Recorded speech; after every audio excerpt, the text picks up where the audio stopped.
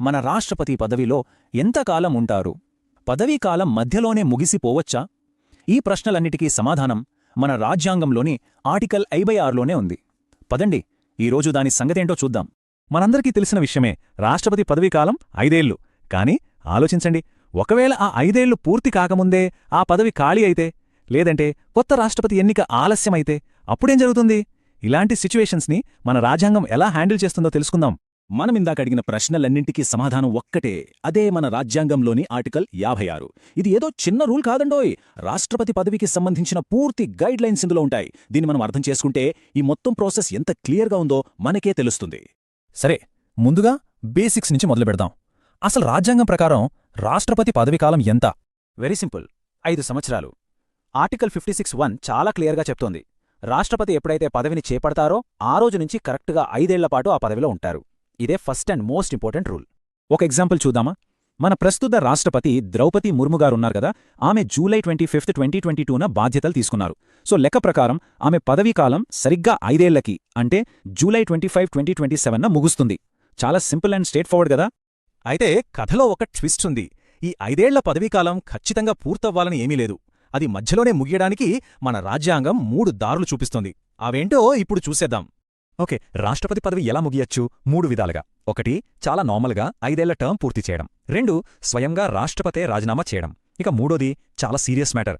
అదేంటంటే రాజ్యాంగాన్ని ఉల్లంఘిస్తే పార్లమెంటు వాళ్లను అభిశంసన ద్వారా తొలగించడం. ఈ రెండిటి మధ్య తేడా చాలా క్లియర్గా ఉంది.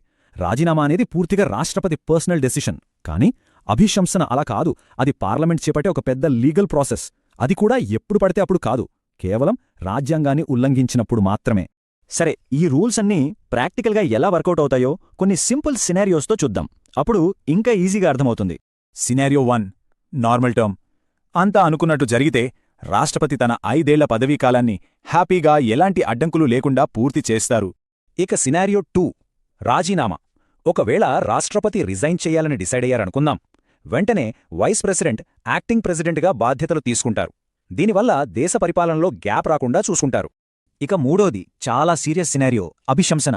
ఒకవేళ రాష్ట్రపతి రాజ్యాంగాన్ని ఉల్లంఘించారని ప్రూవ్ అయితే పార్లమెంట్ వాళ్లని ఇంపీచ్మెంట్ మోషన్ ద్వారా పదవి నుంచి తొలగించొచ్చు. ఓకే, టర్మ్ మధ్యలో పదవి ఖాళీ అయితే ఏం జరుగుతుందో చూశాం. కానీ ఇంకో సిచ్యువేషన్ ఉంది. టర్మ్ అయిపోయినా కొత్త ప్రెసిడెంట్ ఇంకా ఎలెక్ట్ అవ్వకపోతే ఇక్కడే మన రాజ్యాంగం ఒక సూపర్ సేఫ్టీ నెట్ని ఏర్పాటు చేసింది. ఒకవేళ 5 ఏళ్ల టర్మ్ అయిపోయింది కానీ కొత్త రాష్ట్రపతి ఎన్నికవ్వడంలో లేట్ అయిందనుకుందాం, అప్పుడు పరిస్థితేంటి? సింపుల్, కొత్త ప్రెసిడెంట్ వచ్చి ప్రమాణ స్వీకారం చేసేంతవరకు పాత రాష్ట్రపతే ఆఫీస్లో కంటిన్యూ అవుతారు. దీనివల్ల దేశంలో పవర్ వాక్యూమ్ అనేది ఉండదు. ఇది చాలా చాలా ఇంపార్టెంట్ రూల్. అంతేకాదు, ఈ రూల్ ఎంత ముఖ్యమో 1974లో సుప్రీంకోర్టే స్వయంగా చెప్పింది.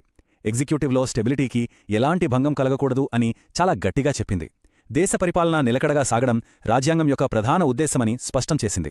సరే, ఇప్పటిదాకా మనం చాలా రూల్స్ గురించి మాట్లాడుకున్నాం. కానీ ఇవి జస్ట్ కొన్ని రూల్సే కదా, వీటికింత ఇంపార్టెన్స్ ఎందుకు?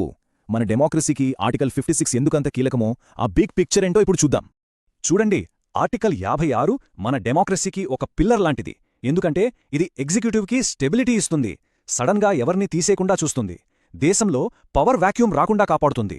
అన్నిటికన్నా ముఖ్యంగా ఆ పదవి గౌరవాన్ని, రాజ్యాంగ పరంపరని నిలబెడుతుంది.